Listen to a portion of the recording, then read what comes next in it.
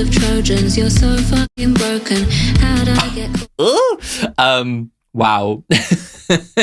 You know, oof, wow. Oh my God. He is telling you the truth. Our relationship has only ever been about sex. Oh my God. The time. It really does tell you so much about how broken we are, especially as men, when it comes to sex, you know? Oh, you've taken everything. Fucking hell. You've had the power for so long, and this is my way of actually taking a bit of power back. Hello, welcome to this video. My name is Dan, aka Lucen. I am a singer-songwriter. I'm a person who loves to make music, and I love to listen to music and speak about music. And today, I'm going to be reacting to Lily Allen's brand new album. West End Girl. West End Girl. Let's go. Let's go, let's go, let's go.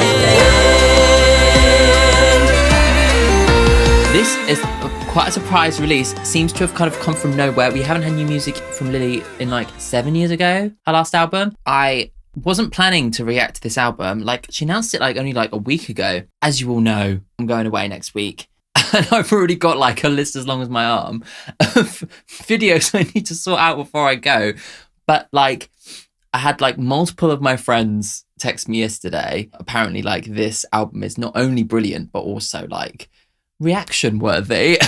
Apparently it's very, very honest and very vulnerable. And I love Lily Allen. I was a kid when she first kind of came out onto the scene with like her music that basically changed the entirety of the pop landscape. Yeah, and I really have so much respect for her as a songwriter, especially since like her 2018 album, was it No Shame? I think it was called. I adored. I thought it was fabulous and really so surprisingly like naked and vulnerable. But like I wasn't necessarily like, because it kind of came out of nowhere, I wasn't really thinking about it. But like, yeah, everyone said it's like spicy. So I'm like, okay, here we go. But yeah, if you haven't checked out one of my videos before, then welcome to the channel. I'm not the kind of reactor who's just going to sit and react to nothing else. What I do is I get into the lyrics, I get into the production, I get into the art of the music, and I like to piece everything apart and try and figure out like what is my interpretation of this music on first listen. So if you like a reaction that also has that kind of analysis, track by track, deep dive kind of thing, then make sure to subscribe to the channel and check out all my other videos. If you like this video, make sure to give it a like. And if you want to check out this video with no cuts, you can do so over on Patreon, where there's loads of other bonus content as well, and a lovely community of people to get involved with. Also, let me know what your top 5 songs are from this album. Everybody loves doing that on the channel, so make sure to leave a comment and let me know what your top 5 songs are. Yeah, let's just get into this. I need to hear it. Everyone's been texting me. All my mates have been like, oh my God, have you heard Lily Allen's new album? Oh my God, you need to listen to it. I'm doing it now. Song number 1. This is West End Girl. It's like Shopping Channel with a theremin, spooky backdrop, strange, very interesting. And now we're all here. We've moved to New York. We found a nice little rental near a sweet little school. Cute. So we went ahead and we bought it. Yeah. All the furniture ordered. It's such a beautiful song. You were pushing it forward, made me feel a bit awkward. I walk up the stoop, I put the key in the door, and they were like, hey, you got the lead in a play, you got a back in London, and later I love it's like so literal. Yeah. That's when your demeanor started to change. You said I'd have to audition, I said you're deranged, and I thought, I thought that was quite strange. Finding little cracks in the facade. Ooh. Yeah. Ignoring the red flags. Hotel room, I'm on my own, and now I'm in London, and I'm all alone. I'm in a hotel, now I'm a West End girl. Yeah. On the West End. I literally love that. It's like beginning of the story, this is how it all starts. Oh my God, that tempo. Hi. How are you? I miss you. Yeah. Oh my God, this is fun. Huh? Yeah. Oh my God. All right. I've got chills. Okay. Oh my God. Well, I mean, it doesn't make me feel great. Just hearing from the tone of voice, Well, you can really hear something's up, can't you? Oh my God, that's so if that's clever. what you need to do, then... Like, how will it work? Like, where? Oh my God. This is like fucking it's so incredible. Oh my God. I mean, it makes me really sad, but... Wow. No, I'm fine. I'm fine. I want you to be happy. Oh my God, this is like so interesting. Like, what an incredible way to do it on a song, you know? Okay, I'll speak to you later. Oh my God. I love you. Bye. Wow. Oh my God, I'm like honestly so blown away by that. So brilliantly put together. Like you think about the way in which the song itself has this kind of like da da da da da. Everything's perfect, pristine, very retro, almost like homely 2.5 kids in a house type family unit vibes. Do you know what I mean? The sound of the music is very much American Dream 50s kind of sound, you know? And this is like how we're setting up the story. That sound kind of soundtracks her going around and buying a flat in New York with David Harbour. And the sound of the song is, look at our perfect little life that we've got going on. But then the lyrics, you're getting all these tiny little details, these little red flags that she's ignoring as she's explaining the way in which like they've obviously decided to move in together and they're buying this house. And suddenly she's got a part in a show, which was that murder one. It's the one that like Cheryl did, and it's the one that like Stacey Dooley did. There was like a rotating cast of like leading actresses. I know that Lily did it. What was it like? Yeah, 222. That's what it was called. I remember when she was in it, and I was like, oh, Lily Allen. And then like from his response saying, oh, don't you need to audition for a show? It's like a kind of like I'm an actor, pretentious, like you haven't done this properly, you're not a proper actor kind of thing. And you can sense that unsettles her, but she ignores those red flags and still does it anyway. It's like you're taken moment by moment along this storyline. It's so visceral. And then that whole end section of the voice call, so genius that it was just one-sided, right? Because I think that like not only tells us like so much of what you need to hear about how she feels, because you can hear every single ounce of emotion in her voice, the way she reacts to what is being said on the other side of the phone that obviously you can't hear, but it also shows us that this is a one-sided story. This is like the narrative coming from inside of her head. And so, yeah, it kind of reinforces in the way that throughout this whole album, I presume we're going to hear her perspective in a very, very, very kind of blunt way that's like immediately out of her head, you know? From what I've heard, it was made in 10 days and is like very unedited, and it has that kind of feel to it. But it's very well thought out because the soundscape of it sets up this like marital bliss, and yet there are moments, the slowing down, there are moments where it seems to start breaking already. And that is just like so powerfully done. Yeah, I also love how it feels like an iteration on what Lily used to do back in the day. The biggest tropes of her early music, and the thing that really made her stand out was not only like the way she kind of sings and the accent through which she sings, but also like her kind of very point blank, blunt, you know, my brother Alfie's having a wank and all that kind of language that was so unique at the time. And it's very much like your mate down the street is telling you the gossip. And I feel like she's taken that core of what she was when she was younger and she's translated it into an adult kind of perspective, you know, which is just like amazing to kind of hear artistically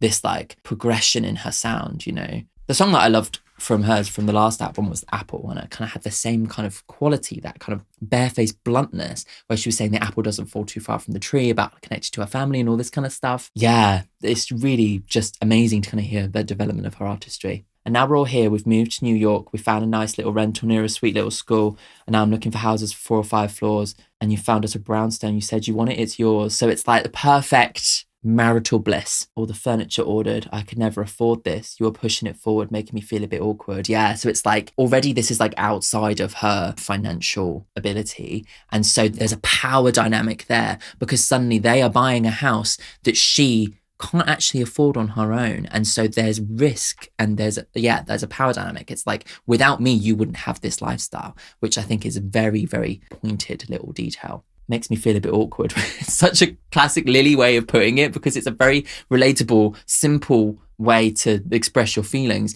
And yet it tells you so much of what you need to know about that tension, that power dynamic. And they were like, hey, you got the lead in a play. You got to be back in London for rehearsals in May. I said, I've got some good news. I got the lead in a play. That's when your demeanour started to change. You said, I have to audition. I said, you're deranged. I thought that was quite strange, but I ignored it, went ahead and bought it. Now I'm in London on my own in a hotel room. And it's like, that's repeated. It's like, I'm on my own. I'm alone. I'm disconnected from him. Anything could be happening, you know? And now I'm a West End girl on the West End. I love that. Reference, obviously, to Pet Shop Boys, but also like literally on the West End. Yeah, and then this like one-sided conversation. It makes you just think like, what is he saying, you know? If that's what you need to do, I guess, okay, but how would it work? Okay. Makes me really sad. But again, like another way in which she kind of just expresses emotion in a very, very relatable way. Like she doesn't put loads of poetry on it. She just says, that makes me sad. Do you know what I mean? And I feel like that is such a kind of, you know, a unique thing that Lily has always done. And I think it really connects you to her, you know? She does feel like the girl next door. Anyway, already amazing. I love the use of the call in it. So theatrical and so clever. Just fabulous. Okay, next one. This is Ruminating. Ooh, okay. Kind of London dance scene-y, but with a bit of a disco. Ooh, cool.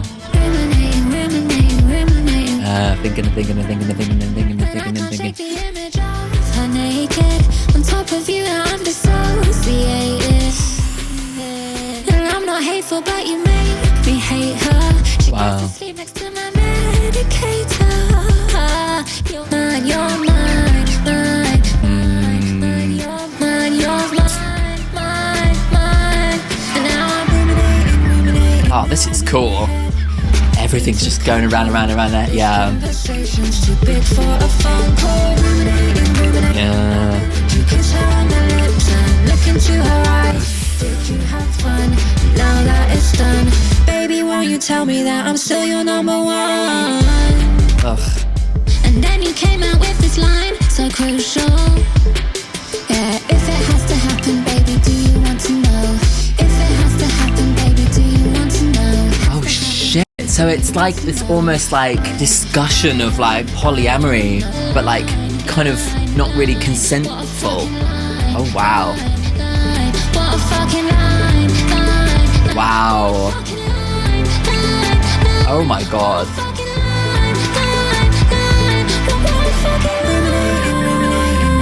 Wow. This conversation's too big for Yeah. Shit, like you can't even wait for me to actually come back and have this conversation with you face to face. Baby, won't you tell me that I'm still your number one? Ugh, this is fab. Oh my god, David Harbour's gonna be like having a fucking panic attack today. Jesus Christ. This is so cool. Why can't you wait for me to come home? This conversation's too big for a phone call. Yeah. Just so cleverly put as well. I'm still your number one. Yeah. I don't know. There's just so much about that I really, really loved. It kind of feels like, you know, she seems sonically inspired by like more modern wave of pop stars that have come kind of in her wake. Do you know what I mean? That kind of vibe could be seen on a Charlie XCX, or it could be seen in like a, maybe like a Sophie song, or do you know what I mean? Like there's elements of that kind of genre. And she seems to have kind of come back after all that's kind of happened and kind of been inspired by them in turn and kind of invigorated herself. It's like I'm the originator and I'm here to show you kind of how it's done. I'm here to come back and be like, I'm inspired by you now, but I'm going to still bring exactly the Lily Allen central tenets to that sound. And so it feels like such a beautiful evolution, gorgeously put together, and also feels like super London. The way the tempo and the drums kind of seem to be like connected to like maybe like garage or like, you know, London kind of dance genres, you know. And then the use of the auto-tune over the whole song I think is really, really powerful because it just gives it this like cracked kind of quality, but also create this feeling of like her kind of like her head down. Things are going round and round and round, almost like in this kind of robotic kind of format. Like it's almost like she's so thrown off that it's almost made her feel disassociated from human. And so she kind of sings through this like vocoder, the disassociation and the lack of understanding that she feels from this conversation, which seems to be like, you know, I'm away. And he seems to be saying, well, okay, well, you know, I'm probably going to cheat on you. Are you okay with that? That's what the vibe seems to be saying. Wow. You know, oof, wow. And it's like they're having this conversation over the phone and she's just like, what the fuck? Like, where's this come from? Like, this is like a conversation that is like a foundational part of our relationship that's coming out of nowhere just because I'm like separated from you. Like, it kind of creates this sense of ego, like he deserves it. That's very much how it kind of comes across. Oh God, just have a wank. Do you know what I mean? Oh God. I've given up on getting sleep tonight. It's 4 a.m. and I'm in fight or flight, ruminating. She really captures that feeling of that, like in the middle of the night, just like cannot get out of my head, cannot stop thinking vibe, you know. I can't shake the image of her naked on top of you and I'm disassociated. Yeah, the disassociation is so within the sound of the song. I'm not hateful, but you make me hate her. She gets up to sleep next to my medicator. Yeah, like in my house. Did you kiss her on the lips and look into her eyes? Did you have fun? Now that it's done, baby, won't you tell me that I'm still your number one? Our understanding of relationships and our, you know, understanding of polyamory and all this kind of stuff as kind of developed up until this point. It seems as if like there are people out there who use that as an excuse to kind of do whatever the fuck they want. I've been with someone like that before, where they give you all the signals that are like, you know, you're my number one, we're like in a proper relationship, blah, blah, blah, blah, blah, like super romantic stuff. And then like secretly they're just fucking people the whole time you're with them, you know, it's like that kind of thing. And they're just like, oh, you know, I never said that we were, you know, whatever. It's used as a convenient excuse rather than an actual adult discussion about, are we both on the same page? Do you consent to a polyamorous relationship? And that's the vibe I'm getting here, is that like, rather than actually having that conversation in real life, he's kind of gone and just done it and then using that as an excuse because he just wants to do it. You know, that's very much the vibe I'm getting. And I'm really sad that we're going to be tearing David Harbour apart in this album because I love Stranger Things. And she's dropped it like the month before. Oh God. This is vicious. It really is, isn't it? Oh my God. You came up with this line so crucial. If it has to happen, baby, do you want to know? It's like, oh my God, like, yeah, I'm going to be fucking around, but do you want me to just not tell you? You know, is that better for you? It's like, oh my God, it's like, so the power dynamic there is just like very clear. I don't know, but what a line, what a fucking line. And now she's just like, you know, it's going around and round and round and round and round. Will you still tell me that I'm your number one? God. Because even bringing up that conversation is enough to like make her obsess over it, you know? And it really shows a complete lack of understanding on his part, especially when you're in a completely different country, you know? Oh my God, I can't believe that. Right, okay, next one. This is Sleepwalking.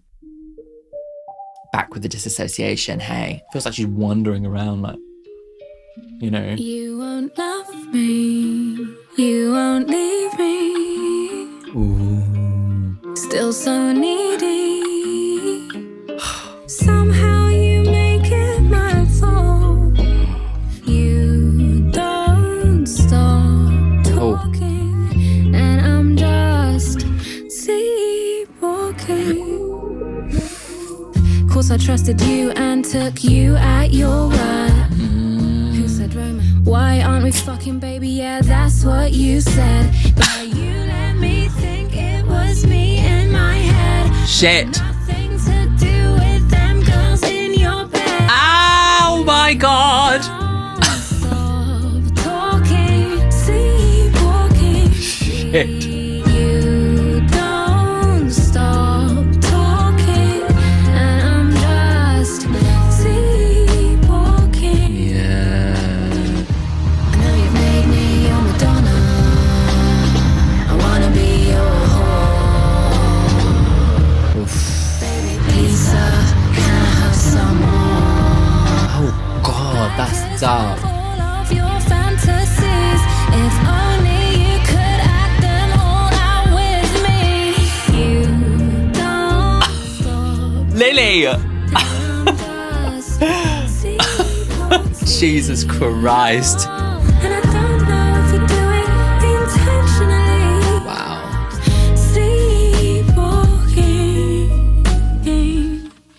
Wow. Oh. You won't leave me. Just heartbreaking. Wow. It's just, oh my God. Like, it's just so bare, isn't it? But the storytelling is more than just the lyrics, you know? It just feels like the songs are like so well put together in the way that the sound of the song tells the story as much as the lyrics do.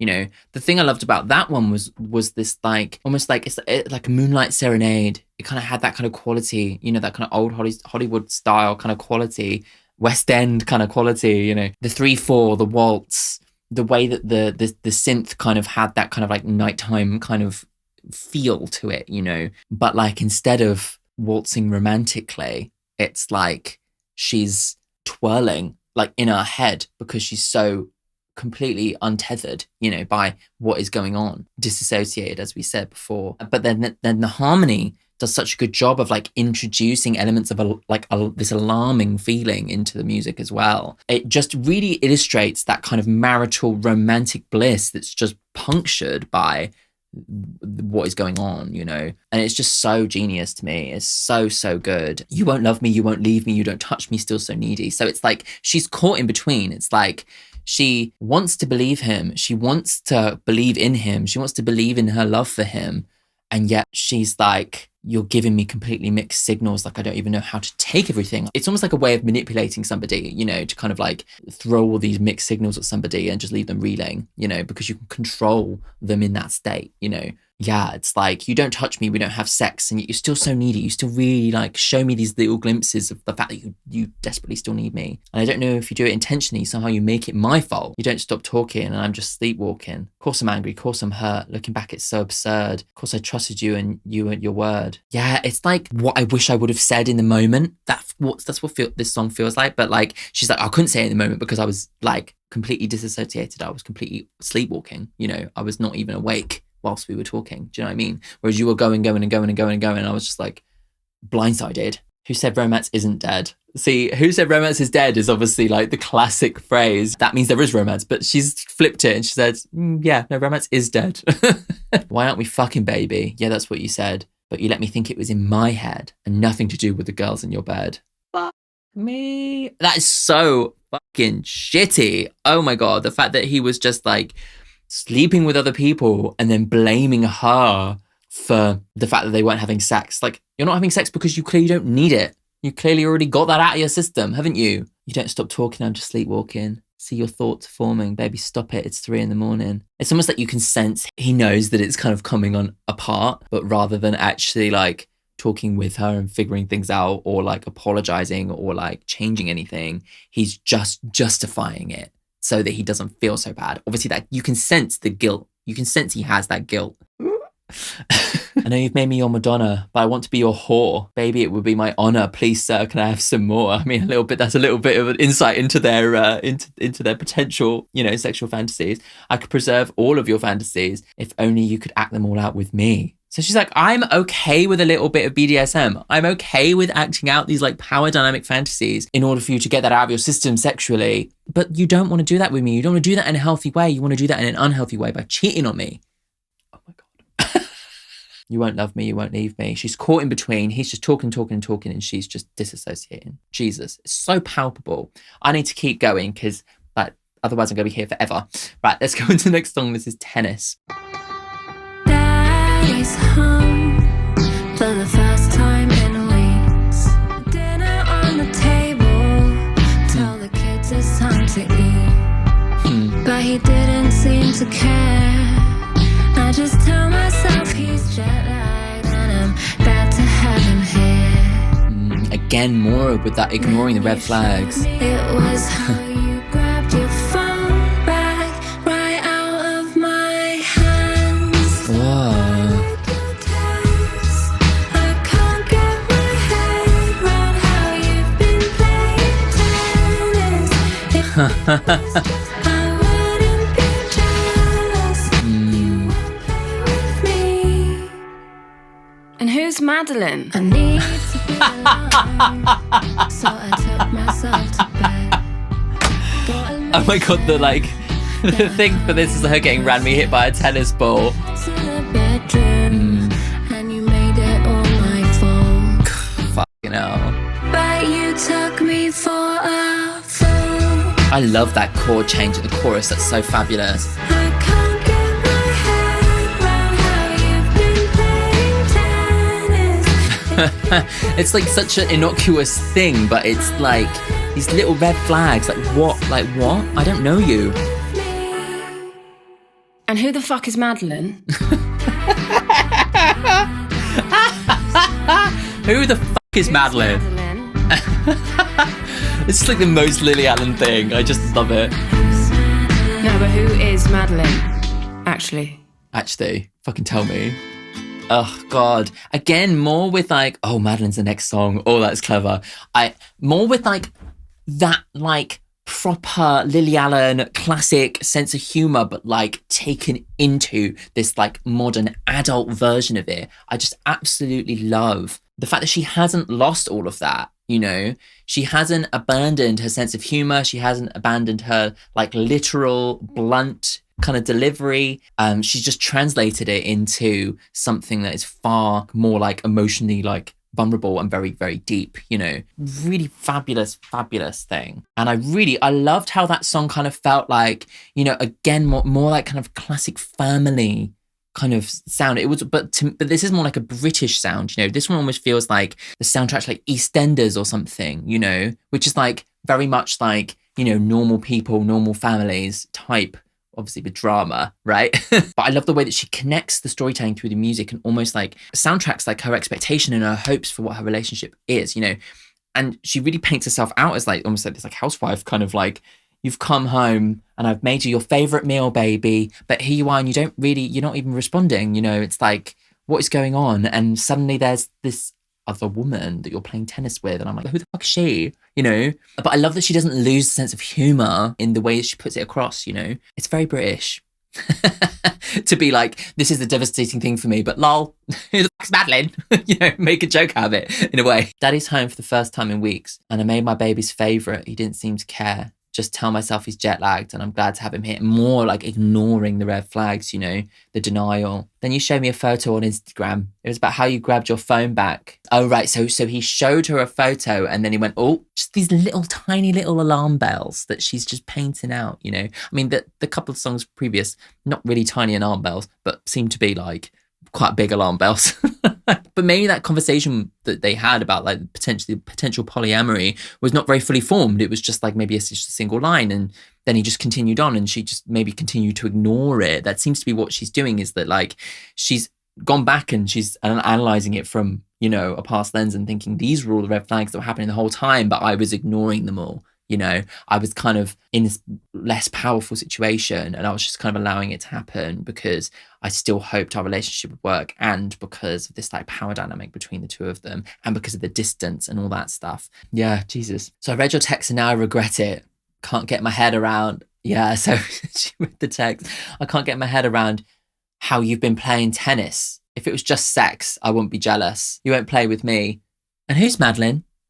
So it's like, okay, so maybe I can understand that like you've been having some meaningless sex. Maybe that's something I can get my head around. Maybe this like polyamorous, like when I'm away, you have some like one night stand. Maybe I can get my head around that. But if you're out playing tennis with somebody, that's more than just sex. And so suddenly there's more alarm bells start ringing. These details are so subtle, but so clear, you know, in her songwriting. It's just fabulous. I need to be alone, so I took myself to bed. I got a lot of information that I can't even process. So I wrote a little email and I told you what I saw. And then you came up to the bedroom and you made it all my fault. But you moved the goalposts, you broke on the rules. I tried to accommodate, but you took me for a fool. So I read your text now, I regret it. I can't get out of my head how you've been playing tennis.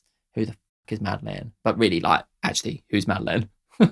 So it seemed as if like he's kind of come up and said like, you know, this was something that we agreed on, you know, maybe we'd had this like polyamorous discussion, but by the sounds of it, he had decided that was what they were doing, and she just kind of was bewildered and ended up going along with it. And now he's moved the goalposts. It's not just sex, it's tennis. It really feels like you can sense her like processing everything that's happened at the time of recording, kind of going back through everything in her head and just like kind of understanding it all, you know? So palpable. It's the details, you know? Anyway, next one. This is Meline.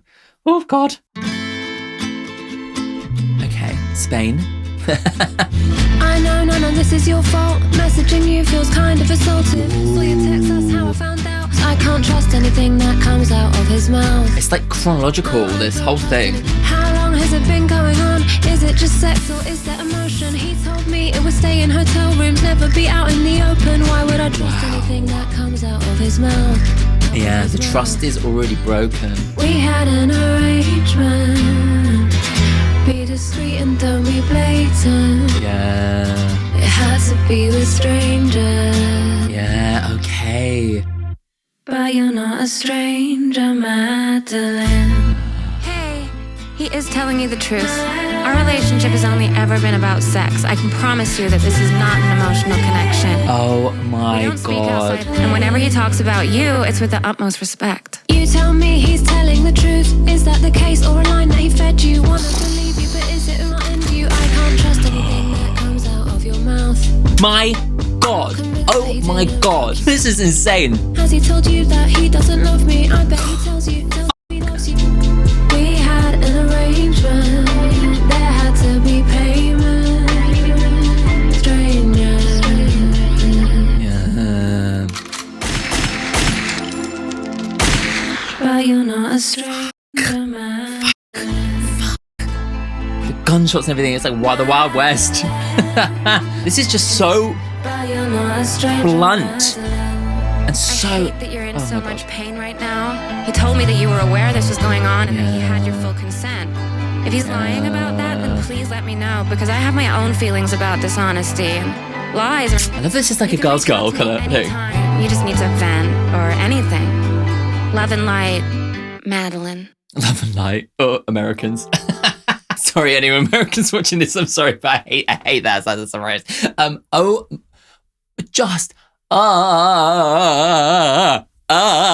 It's like just. It's so unflinching, isn't it? Just like, oh my God. I mean, I thought up until this point, like it was already like completely unflinching. But like this was just the next level. Like the way in which she's just like barefaced describing exactly what happened. I read your text. I saw that he was texting you. It's all going around in my head. This is the thing, is that because it's all like wrapped up in her head, it's like she doesn't know whether it's like real or whether she's overreacting. And you get every kind of ounce of that indecision. You get every ounce of that self-doubt throughout every single moment of each song. You know, she has kind of gone along with this plan, this like polyamorous, non-monogamous situation, which if like, you know, discussed between two adults and consented between two adults with a specific vision and both people stick to that, cool, you know, good for you. But like the power dynamic doesn't allow that to work in this case. You know, he's got that powerful thing. He's a celebrity. He's rich. They bought a house that she couldn't afford, you know, and there's already cracks in their relationship. And like, rather than actually fixing it, he's kind of come up with this like polyamorous thing, rather than it being like, this is a consensual thing that we're going to explore together. It's like, I'm not getting enough sex out of you, so I'm going to go and have sex with other people. And it's so harsh, but Lily almost feels as if like, she's like, oh, I'm a modern woman. I should be able to go along with this, you know, like, but like, the self-doubt is creeping in and she can't cope with it. And she's now texting Madeline because she's worried that the feelings are getting there. And she's like, no, everything's consensual. He said that you were completely on board and that you knew all about it, but there are lies. She doesn't know that it's this one person. The agreement was that it was going to be a stranger. It was just going to be hookups, one night stands, prostitutes, you know, there was going to be payment involved. That was the goalpost. That was the rules of what they were going to do. And she agrees to that to some extent, presumably. And he's pushing those boundaries and he's utilizing his power to do what he wants to do, thinking that he can have one over on Lily, but she's sleuthing. And she's texting Madeline again, more with the conversation, the way that she's texted him. And then you get like a different voice in there saying, oh no, like blah, blah, blah, like speaking. It's just like, it's just the storytelling in this is just so powerful. And the way that it's almost like you know, like a shootout, Wild West, West End Girl, Wild West kind of sound. It almost feels like she's being pit against this other woman. And I guess therefore it also becomes a commentary on like women being pitted against other women, you know, the texts and the gunfire between them. But like she makes it very, very clear, utilizing Madeline's voice, that Madeline's like, I've been fine with this because I was assumed it was all above board. But if there's distrust involved, then I have my own thoughts on that, you know. And so it ends up not being a girl versus girl, but actually reframing that like trope to actually put the focus back on David Harbour. I can't. I know this is none of your fault. Messaging you feels like kind of assault. Saw your text, that's how I found out. Tell me the truth and his motives. I can't trust anything that comes out of his mouth. Well, that's the thing, is that the trust has been broken. How long has this been going on? Is it just sex or is there emotion? He told me it would stay in hotel rooms, never be out in the open. See, that's the other thing, is the fame of it. It's like, if the press is going to get a hold of it, then it suddenly becomes a whole maelstrom, you know? Yeah, we had an arrangement. Be discreet, don't be blatant. There had to be payment. It had to be with strangers, but you're not a stranger, Madeline. Hey, he's telling you the truth. Our relationship has only ever been about sex, and I promise you this is not an emotional connection. We don't speak outside the time we spend together, and whenever he talks about you, it's with the utmost respect. So everything she's saying is like all the right things, right? And so Lily is then doubting herself again. You know, you see all these moments where she's caught in between. You tell me he's telling the truth, and is that the case for a line that he fed you? Want to believe you, but is it a ruse? Lie to me, babe, and I'll end you. Yeah, that's the pistols at dawn. I'm not convinced that he didn't f*** you in our house. Oh, has he told you that he doesn't love me? So this is the thing. So if you're not both on the same page, then one person is gonna she might be completely blowing it out of proportion, but the doubt is there, and that seed of doubt is planted, and it's enough for her to go insane inside of her own head, you know. And that's the reason why it doesn't work for a lot of people. Has he told you that he doesn't love me? I bet he tells you he loves you. I've gotten old, I've gotten ugly. Oh, the self-doubt, it's feeding on her, you know. I hate that you're in so much pain right now. I really don't want to be the cause of any upset. He told me you were aware this was going on and that you had your full consent. If he's lying about that, then please let me know, because I have my own feelings about dishonesty. Lies are not something that I want to get caught up in. You can reach out to me anytime, by the way, if you need any more details or just need to vent anything. Love and light, Madeline. Just, yeah, amazing. This is phenomenal. This album is phenomenal. Right, next one. This is Relapse.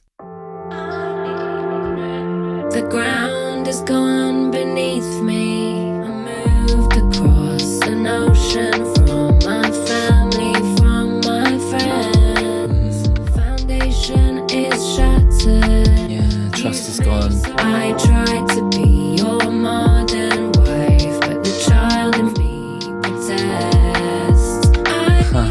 Wow. I need a valium.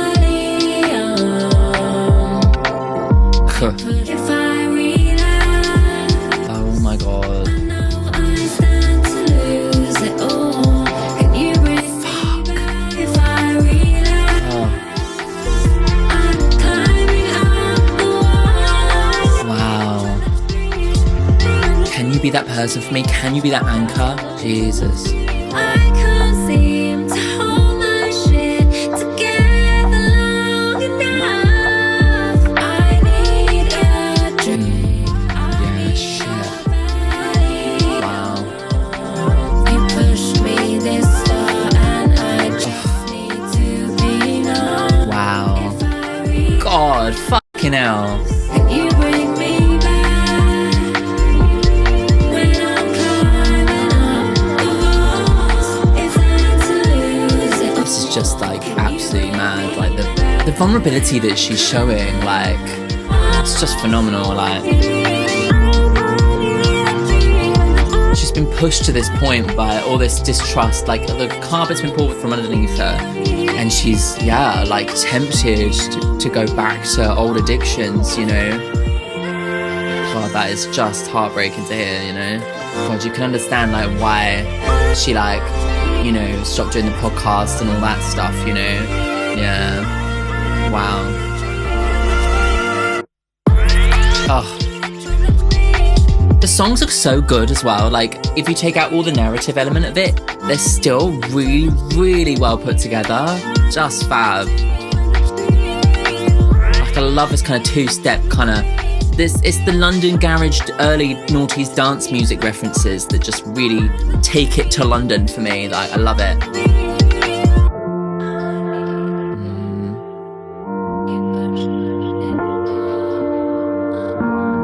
glitchiness in the vocal there.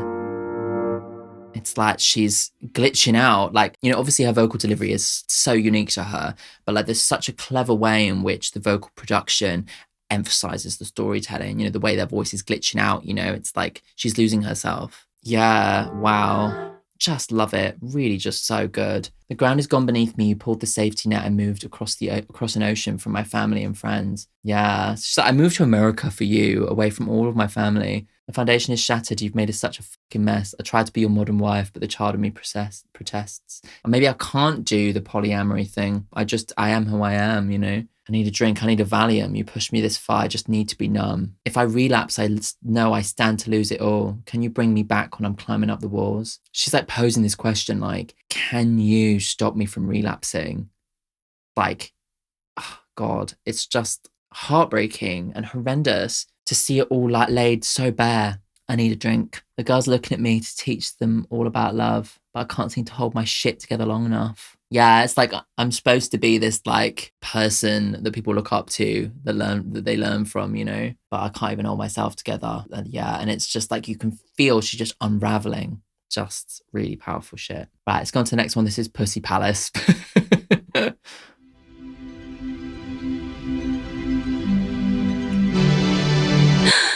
Don't come home, I don't want you in my bed. Go to the apartment in the West Village instead. I'll drop off your clothes, stuck on the F. There's a problem on the line. I couldn't be more stressed, I'm losing my mind. Up to the first, nothing's ever gonna be the same anymore. And that's when something don't feel right. I didn't know it was your pussy palace.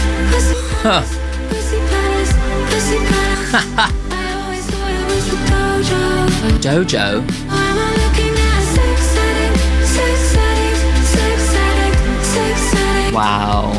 It's like reframing everything. Like this flat that you've owned is like not what I thought it was. It's actually your place to be having sex with people all the time. Oh my God. I found a shoebox full of handwritten letters from broken-hearted women wishing you could have been better. Sheets pulled off the bed, strewn all on the floor. Long black hair, probably from the night before. Dwayne bag with the handles tied. Sex toys, butt plugs, lube inside. Hundreds of Trojans, you're so fucking broken. How'd I get caught up in your double life? It was a double life the whole time. Oh my fucking God. Jesus Christ. So am I looking at sex addict, sex addict, sex addict, sex addict. Wow. Oh my God. Dojo. Jesus. I'll talk about low blow, low blow. Wow. To kind of know that like he's been leading this double life, he's been leading you on this whole time. There's all this stuff you didn't know about him. God. Just a horrendous revelation, like Jesus Christ. But the humor in it is still there. Wow. God, she is fucking dragging him over the coals. But you know, it's what you get.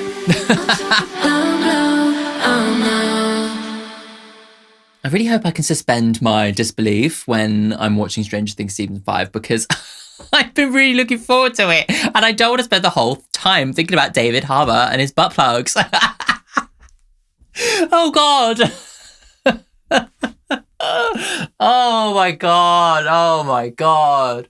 Just like another like phenomenal use of like humor. It's like humor as a coping mechanism because this is like the kind of shit that's like life destroying, you know, like completely blowing apart everything she thought she knew about him. And so she makes a joke, which is like the most British kind of way to deal with that pain and something that I think is so relatable and not really kind of expressed through music that much because it's not very like cut and dry, obvious to understand. But I love that she uses that humor almost to kind of like help her write this song, you know, She doesn't just say like, oh, you know, this is the most devastating thing that's ever happened. She's like, obviously it is, but like she sings about a pussy palace, you know?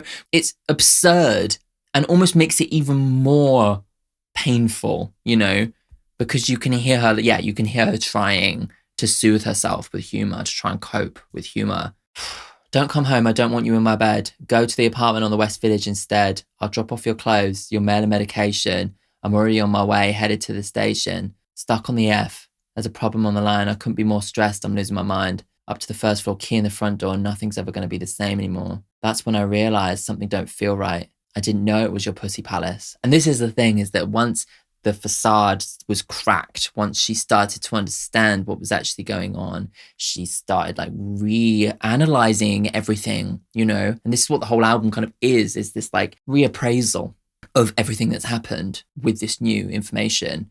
And it just completely blows apart everything she thought she knew. And she's like, at this point in the story, she's, you know, they're separating. She's like, I can't even have you in my bed. Like we need to be separate, you know? I always thought it was a dojo. I wonder what that kind of is referring to, like fighting. An interesting use of metaphor in an album that kind of is very, very, very blunt. Or maybe it is literal, I don't know.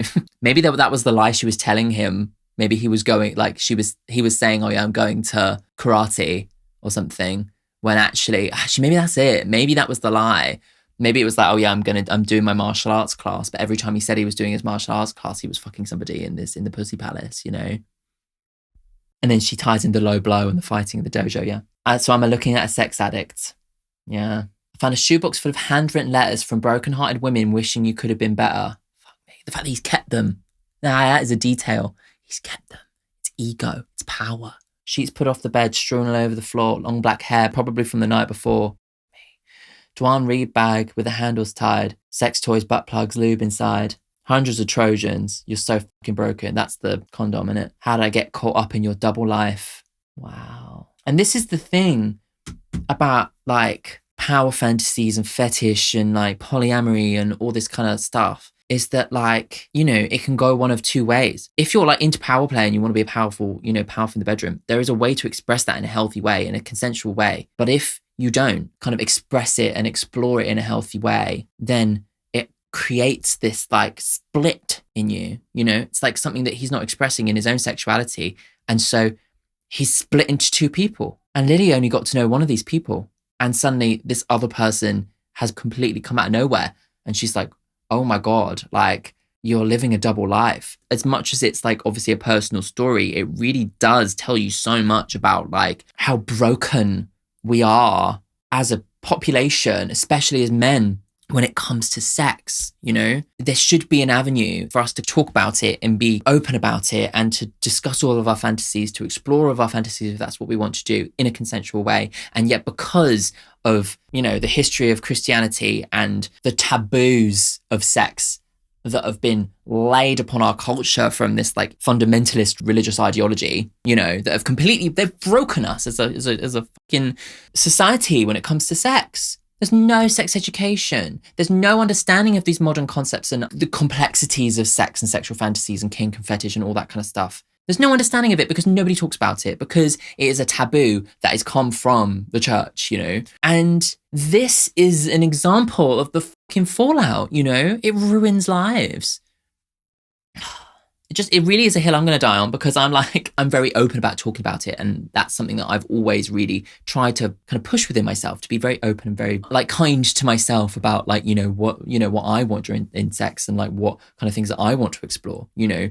And yeah, so it kills me to kind of see like the ways in which our society is completely broken and how, you know, it's just not talked about at all, because people are so scared about talking about sex. And that's something that I think is just absolutely so stunning and powerful about this album, is the way that Lily is just so unflinching about talking about all this stuff. And I think it's going to prompt a lot of people to have these kinds of conversations, you know? Yeah, it's just really phenomenal and heartbreaking. Right, let's go on to the next one. This is 4chan Stan. 4chan being like the Chinese Reddit, right? I went through your bedside drawer. You know, I've never been inclined to have to do that before. But you took someone shopping there in May 24. You bought her a handbag. It wasn't cheap. I was in London. May when she was rehearsing.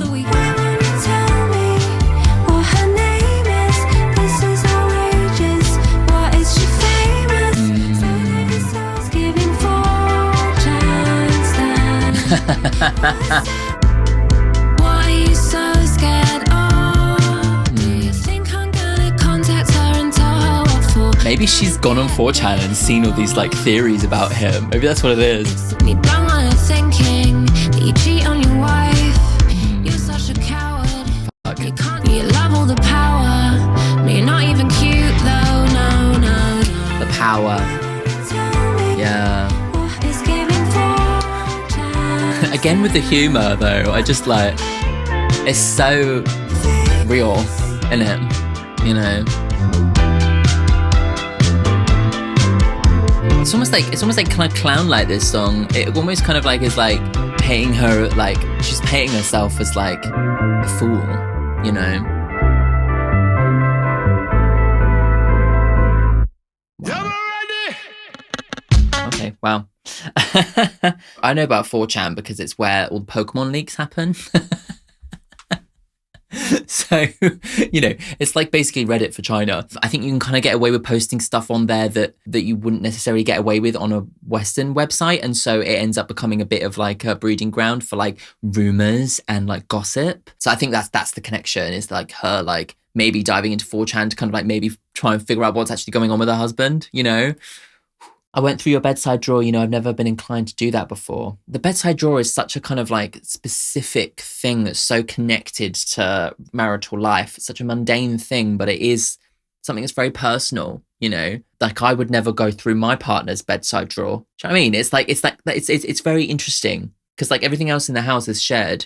Everything else in our flat is shared, but those things are, well, apart from like our sections of the wardrobe or whatever, but it's like those things are specific to us, and it's like, and it's the kind of thing that if you want to hide something from your partner, you probably would put it in the bottom of your bedside drawer because you wouldn't expect them to go through it, you know? It's that kind of thing. I'd never been to Bergdorf's, but you took someone shopping there on May 24th to borrow a handbag. It wasn't cheap. I was in London, probably asleep. So that's probably the like, I guess she's found a receipt. This is outrageous. What, is she that famous? So obviously like he's like having a romantic relationship with somebody now, buying her presents. What a sad man. It's giving 4chan stan. So actually it's more like his secrecy, his lies are making him seem like one of those dark web dweebs who spends all their time on 4chan, you know? That's the thing. Was she famous? Somebody famous? What are you so scared of? Do you think I'm going to contact her and tell her what for? Going to get divorced? It's a marriage of convenience and it's her you adore.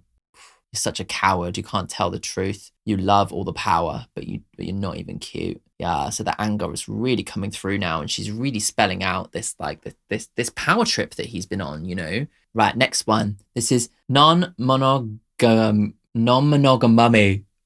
Oh God. Okay, with Specialist Moss. Oh. Ha, great. Again, so London feeling. I love this. I don't wanna fuck with anyone else. I know that's all you wanna do. I'm so committed that I'd lose myself. 'Cause I don't wanna lose you. Yeah. Oh my God, I lose myself in the. Oh my God. Immigration status for you to treat me like a stranger. Wow. I've been trying to be open. Yeah. For some reason I prefer to people pleasing. Yeah. Oh my God. I'm just trying to be open. Yeah. Wow. She's not trying to meet these like sexual needs that he clearly has. We built a palace on the perfect street. You really sold me on a dream. Yeah. Wow. Now I'm looking at my Tinder. Or maybe I'm more of a hinder. Oh my God. Hope he looks better than his picture. So now she's trying to go on Tinder and f*** around, but it's just not her. And she was sold something that wasn't truthful. You're non-monogamy. I'm just trying to be open. I'll be your non-monogamy. Jesus Christ. She asked me a question about the word what's unspoken. Like, is it your token or is just promotion? I look in your eyes, you say your heart is broken. Me tell you that you're chosen, and you tell me that your heart get frozen. Just trying to be open. Automatic one,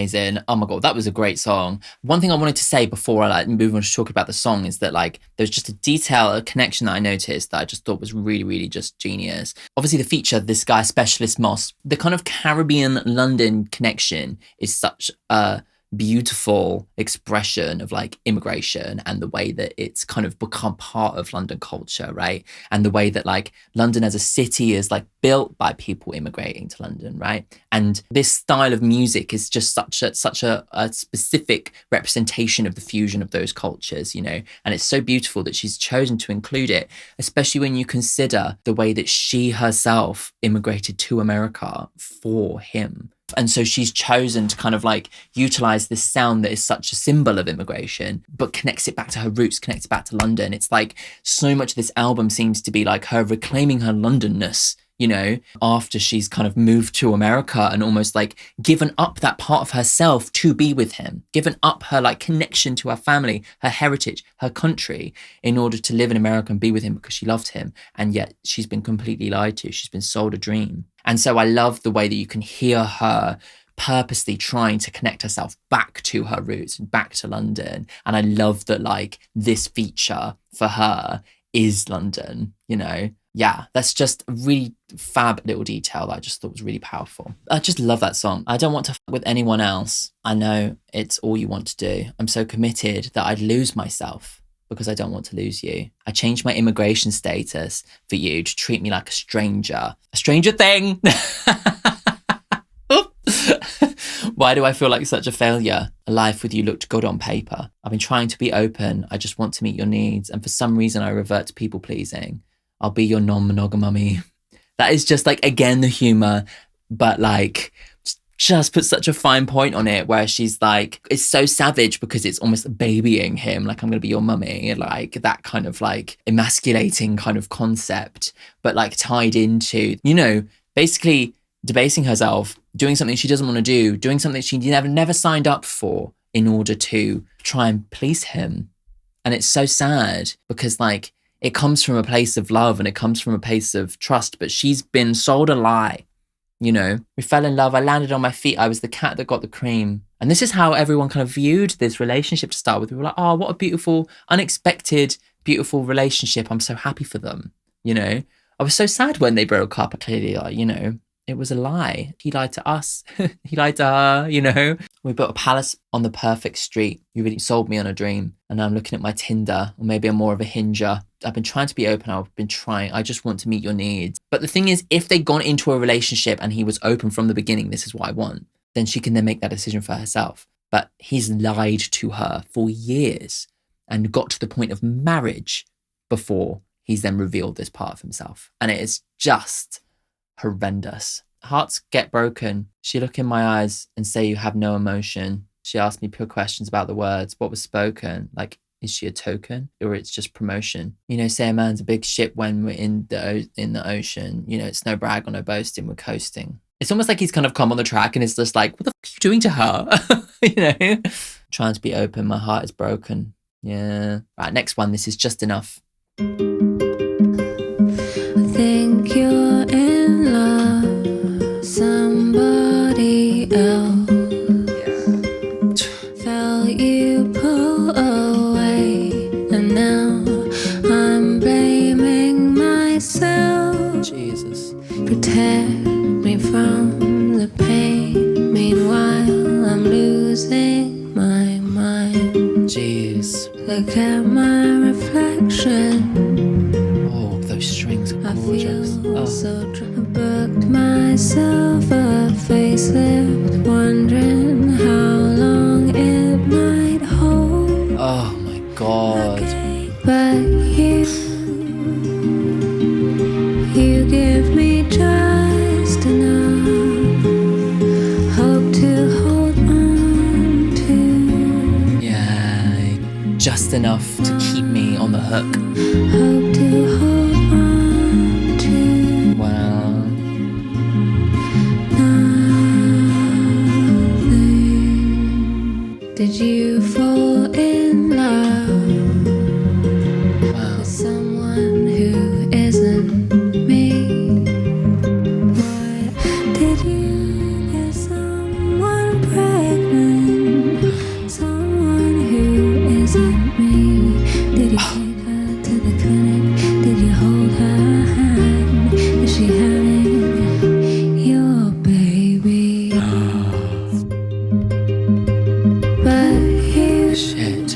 like every time she gets to a point where she's like, this is it, I can't deal with this anymore, he comes back and gives her another breadcrumb to keep her there, you know. Oh God, it's just so manipulative, yeah.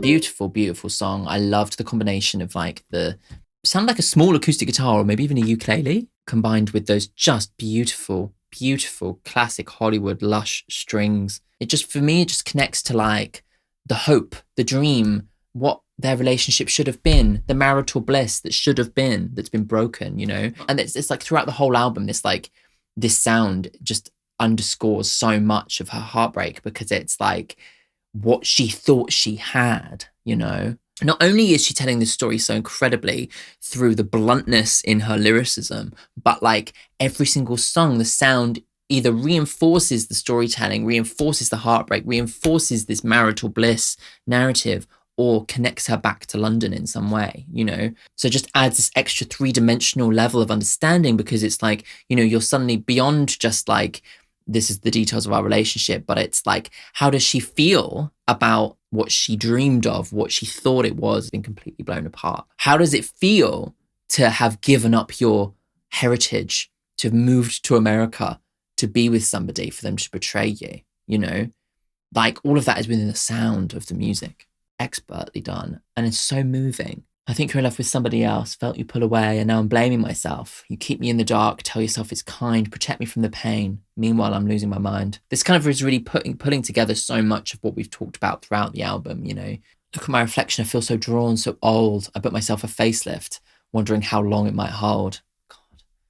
Wow. I gave you all my power, how I'm seen through your eyes, through your eyes. You give me just enough hope to hold on to nothing. I know that there's nothing there, and yet you give me just enough hope that I will stay. Why are we here talking about vasectomies? Did you get someone pregnant who isn't me? Oh, yeah. So it's like, he's like, oh, maybe I should think about getting a vasectomy. And she's just like, what the fuck? Like, is this because you're out fucking around so much that you want to be able to not wear a condom and not get people pregnant?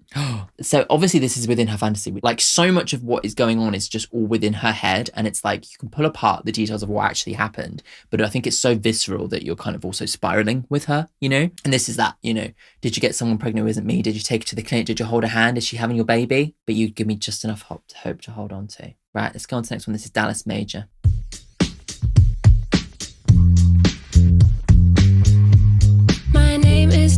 Major, and I'm coming out to play, looking for someone to have fun with while my husband walks away.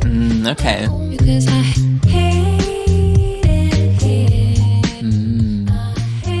Maybe it's like she's taken on this character in order to be able to sleep around and fulfill this like thing that she feels she needs to do for him. So I go by Dallas Major, but that's not really my name. Yeah. I used to be quite famous, that was way back in the day. I'm here now, my marriage has been open since my husband went astray. My marriage has been open since my husband went astray. She doesn't want to do this, you know? It's like her inhabiting like another character in order to even cope with it, you know?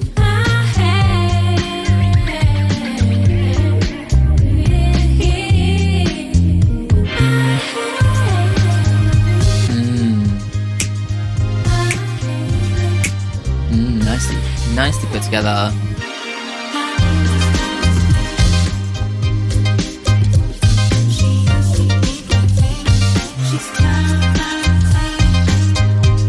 Yeah, it's just like they talk about it within drag and stuff, you know, creating alternative personas in order to kind of cope with certain things. Like for some people it's like stage fright, you know.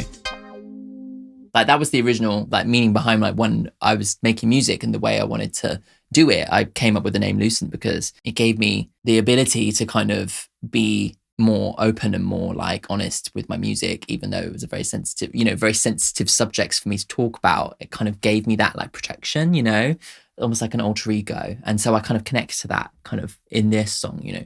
And it's something that many artists do, but she's doing it like rather than artistic freedom, she's doing it to deal with like trying to be this non-monogamy, you know. My name is Dallas Major and I'm coming out to play, looking for someone to have fun with while my husband works away.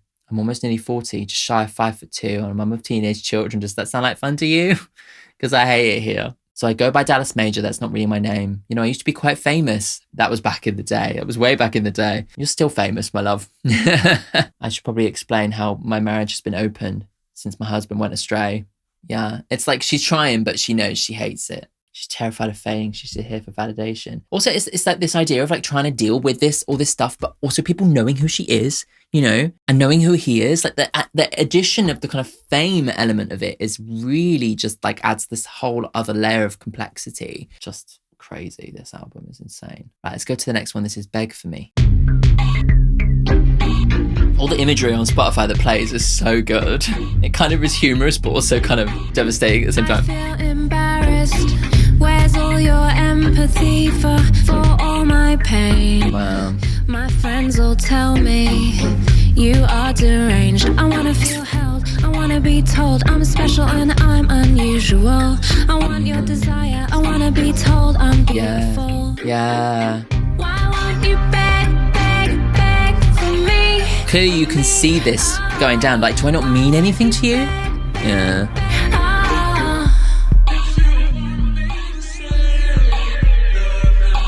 Oh. If you want me to stay, we'll always be. Can't remember what that song's called. You're so indifferent, and that's insane. You are deranged. I wanna feel held. I wanna be Ugh, that told drum. I'm special and I'm unusual. Why won't you beg for me? Why won't you beg for me? Why won't you? Yeah. I thought you loved me. I thought you would want to keep me. But here I am on the edge of leaving you, and you won't even like show me anything. I just want to be loved. I want to be cherished. You don't even beg for me to stay. Oh. Is that the same reference? I can't remember if that's the same song. Really clever sample interpolation. If you want me to stay, I'll never leave. If you want me to stay, we'll always be. If you want me to stay, na, na, na, na. I can't remember the rest of the song. But yeah, like it's a really, really, really cool interpolation because you get that connection to the original song, but like the lyric really plays. If you want me to stay, you can beg for me, please. Please, I want you to fight for our relationship. I've given you everything. I've changed myself. I've given up everything for you. You don't even try to keep me around. Oh God, it's just so horrendous. I feel embarrassed. I feel ashamed. You're so indifferent, and that's insane. Where's your empathy for my pain? My friends tell me you're deranged. I want to feel held. I want to be told I'm special and I'm unusual. I want your desire. I want to be spoiled. I want to be told I'm beautiful. Why won't you beg for me? Yeah. Really simply done. Your indifference is just absolutely fucking mental to me because I'm showing you, I am in so much pain because of what you've done for me, and you don't even seem to even care, you know? And she's listing like, these are all the things that I should be having in my relationship you're not giving to me. So you can feel that she's starting to kind of like break out of this now. Let's go on to the penultimate song. This is Let You Win with a slash, W/in. Let you in or let you win. Playing with that. Taking it acoustic, emotionally vulnerable. Stuck here in my palace. I'm so fucking miserable. I love that skip. What is it you sacrifice? I'm protecting you from your secrets. Yeah, wow. Your reputation's unstained. God knows how long. Not for long.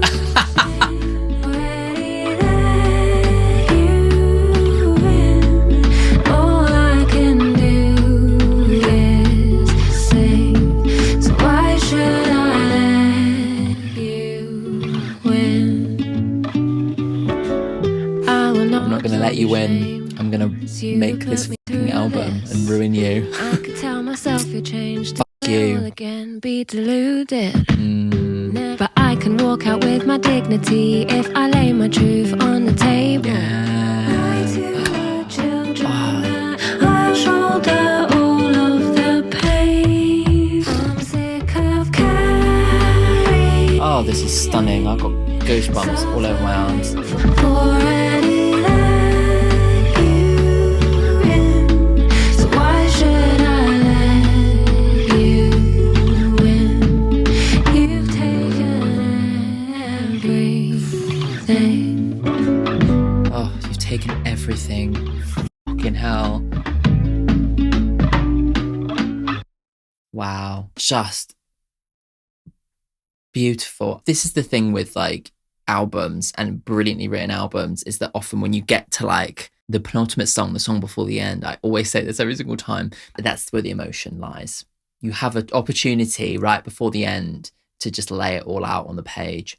And she does that, you know, and it's so beautiful, so well done, and so devastating to hear this is what she's become. This is what she's been brought to, you know. I don't think it pleases her to completely drag him over the coals, but this is a way of her saving herself, bringing herself some kind of self-respect, you know, reappraising everything that went on and expressing it through the music in a stunning way that actually tells her side of the story. It's reclaiming power. I think that's what makes it so powerful, is that like in this horrendous relationship where like he's lied to her, he's taken the power away from her, and then he's revealed himself to be a sex addict and somebody who has been lying to her this whole time and living this complete double life. She has been made powerless. She's been made to feel like she is broken. She's been made to feel like she is the one who's done something wrong. She's been made to change her life. She has been made to become non-monogamous, to sleep around, even though that's not what she wants. She's been made to move away. She's been made to feel bad about like her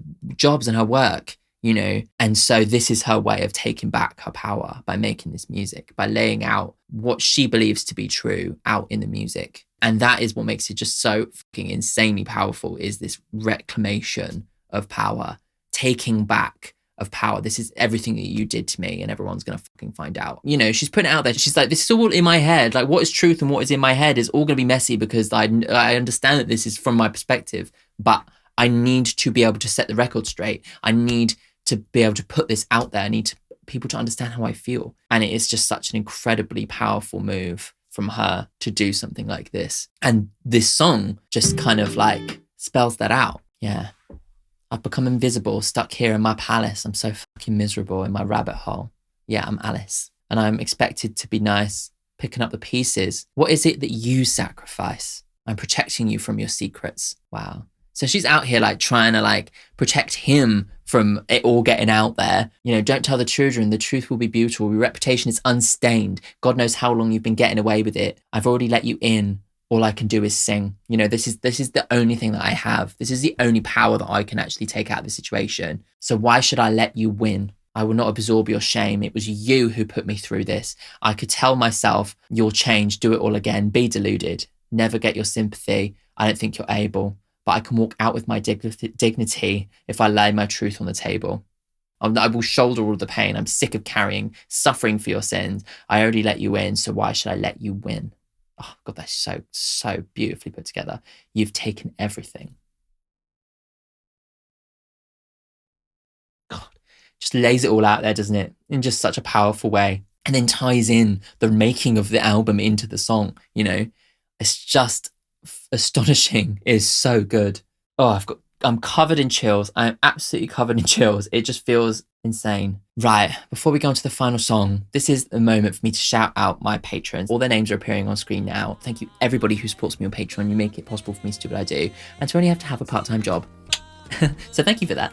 And which gives me more time so that I can make more content and talk about music and just express my love of music, which is what I love to do. So if you want to support me, then you can do. The link is in the description. If you want to go over to Patreon and support me, get your name in the video, and also get access to a whole bunch of bonus content, including my reactions, my complete uncut reactions to all the new music videos, new songs, live performances, albums that are all coming out. But also in the upper tiers, you can request what I listen to. So there's a whole bunch of like older stuff, more niche stuff, because all of those videos go on Patreon. So there's loads of exclusive content as well as the unedited versions. So if you want to support me, the link is in the description. But yeah, thank you so much for everyone who already does. Let's go on to the last song. This is Fruity Loop.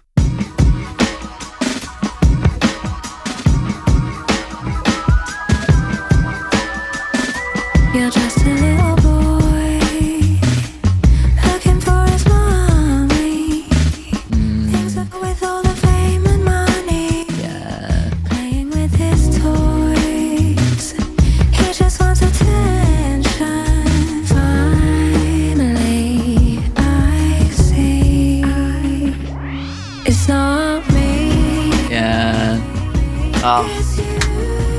me, it's fucking you. It's what you do.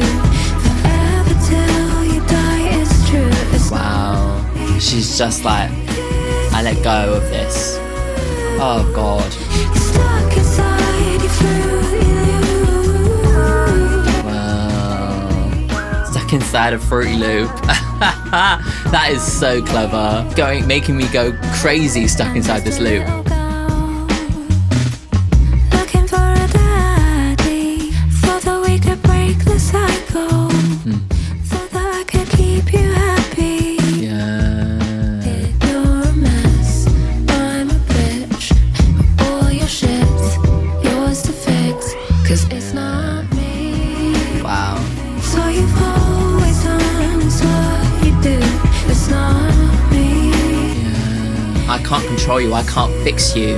And that is just such a powerful way to end the album, isn't it? You're stuck inside your Fruity Loop.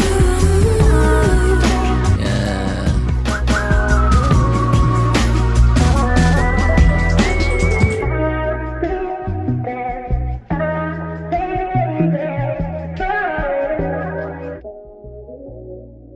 Yeah.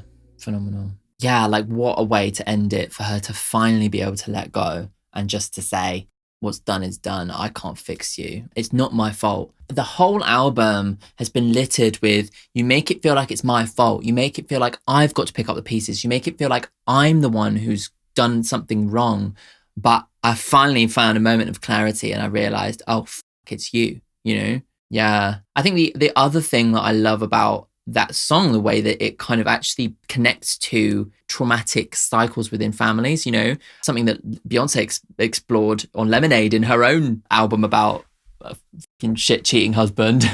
You know, this idea that like these traumatic things are passed down from generation to generational trauma, right? Something that she explored with The Apple Doesn't Fall Far from the Tree, like I was saying on her last album, No Shame. And now she's looking, The Apple Doesn't Fall Far from the Tree. This is like a sequel, you know, it's like a fruity loop. She's stuck inside that fruity loop and she thought she'd be able to break it and have a happy relationship and happy marriage.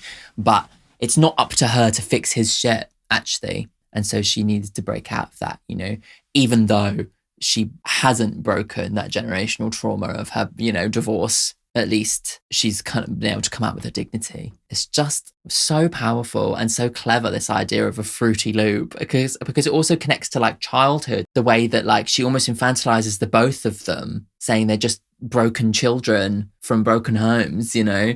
You're just a little boy looking for his mummy. She does that quite a lot in this album, this like infantilizing, because it's almost like, yeah, there's this like inner child within you that's never been like looked after. You're looking for your mummy in me, and I'm not going to be that person, you know. Things have got complicated, what with all that fame and money. Playing with his toys, he just wants attention. Can't really do attachment. Scared he's going to be abandoned. And I finally see it's not me. So she's like psychoanalyzing and seeing this, yeah, like this broken inner child within him. And I can finally see it's not me, it's you. It's what you've always done. It's what you do forever till you die. It's true. Oh, you're stuck inside your fruity loop. Yeah, you're a little child stuck inside your fruity loop. Your fruity isn't crazy. There's like the cereal, you know. I'm just a little girl looking for a daddy. Thought that I could break the cycle. Thought that I could keep you happy. Yeah, because that's like the thing that she explored on the previous album, was like the breakdown of her parents' relationship and her dad cheating on her mum, I think. And so she analyzes her own trauma from childhood and the way in which she hasn't been able to fix that either. Because it's not me, it's you. It's what you've always done, it's what you do. There's nothing I could do. You're stuck inside your fruity loop. So it's an admission of both of their trauma and understanding that like hers is her trauma and she's been trying to fix it, right? She's been trying to kind of right the wrongs of what like her parents kind of taught her. And that's what's kept her in this kind of like relationship for so long, you know? But she's understanding that was stuck within his childhood trauma, but he's not dealing with it at all. And it just, the collateral damage ends up damaging her, and she's like, oh wait, this is not my fault at all. I was the one trying to make it better. That's his problem to fix now. It's not mine. I'm moving on. Perfect ending. So my God, what an album. What an album. Sonically, love it. Love where she goes on this album. Love the way her style feels like an evolution of like her classic thing. Feels like she's taken what she's known for, this blunt, straight to the point storytelling thing. That bluntness has been reapplied in a way. And instead of it, you know, going to paint a picture of a young girl saying whatever the fuck she wants, it's a woman using that bluntness to reclaim her power, to lay the truth out bare for people to understand. It's such a powerful way to use something that is already within you and recontextualize yourself as an artist, you know? It's just really brilliant. And I love the way that sonically it plays with her hopes. It plays with this like marital bliss sound, with the hopeless romantic sounds of stuff that she wanted it to be. It also plays with like really intimate sounds to really take us into the story, but also plays with the sounds of London in order for her to reclaim her identity as a Londoner when she's feels like she's given it away to him by moving to America, you know? So the way that the sounds tell the story is just like incredible. And then, yeah, like the lyrics and like just the absolute unflinching honesty of like, not necessarily saying that this is the gospel truth, but this is my truth. This is what I believe to be true. This is exactly how I felt. And I'm going to reclaim my own power and reclaim my own pride by putting it all out there in the way that I feel it to be true, because you've had the power for so long. You lied to me. You've sold me on a fake dream, you know, and this is my way of actually taking a bit of power back. And it's phenomenal. Because not only is it that story, but it's told in a way that is incredibly powerful, incredibly engaging, really gets you into her head. Specificity and the detail of it just takes you right there. It's like you can picture the whole story going on in your head. It's a lyrical achievement, like it's an artistic achievement for her as an artist coming back after all this time. It's a musical achievement in the references and in the connections and the way the storytelling comes through the music. You know, it's more than just the gossip of it. And it's the complexity and the detail in it is so powerful, because it's not just, he cheated on me, he's a fucker. It's like the red flags started happening, but I ignored them. I moved to London. We were away. There was a separation. Then he came to me and said he wanted an open relationship. And I was like, what the fuck? I don't really get that, but okay, I'll go along with it. And then it's like, yeah, but okay, I've gone along with it, but now you're moving the goalposts. Now you actually seem to be having more emotional relationships with people. It's not about sex workers anymore. It's about this girl, Meline. It's about this person he's bought the handbag for. Like, she starts pulling apart more details. She finds the flat with all the sex toys and stuff. And then she's trying to put it back together desperately. She's trying to change herself. She's trying to fix this relationship. And then she realizes, no, I can't do that. I have to let go. Goodbye. You know, that's the arc of this album. It's more than just he cheated on me, what a fucker. The actual detail and the storytelling is just next level and just gives you this 3 dimensions, like a movie, you know? Absolutely astonishing, like work of art. Adore it. Fabulous. And I really feel for her. And I hope that if she watches any of this kind of content that's going on online, I hope she knows that like the way in which she's expressed herself is powerful and artistic and fabulous. And all I can say is that like she deserves the world and she deserves to reclaim that power, because it's horrendous having to go through something like that. And so I hope that she can heal from having released this album. Yeah. I do. My favourite song, I think, is going to have to be Let You In. I love like how you say it and it's like, did I say let you in or did I say let you win? Yeah, just because of the way it was the emotional crux, it pulled everything together. And it also kind of was a bit meta in the way that it is kind of, this is the song about me writing the song, you know? Yeah, and it just was, it's the clarity moment. It's the moment that she turned things around, and I just thought it was just really powerful and really beautifully done. Let me know what your top 5 songs are in the comments. Let me know what you think about the whole album. Let me know if there's any other details or anything I missed, or any other context that I need to know about. Oh my God, David Harbour's going to have a shit month. Oh God. Can you imagine all the interviews for like Stranger Things or the press tour and everything? Everyone's going to be like, butt plugs. Everyone's going to be like, so Lilianne's album, hey, is that true? Are you a sex addict? Fuck me. Oh my God. Wow. Thanks for joining in with this. I hope you got something out of this video. I hope you really appreciated it. I will see you soon for another video. Bye.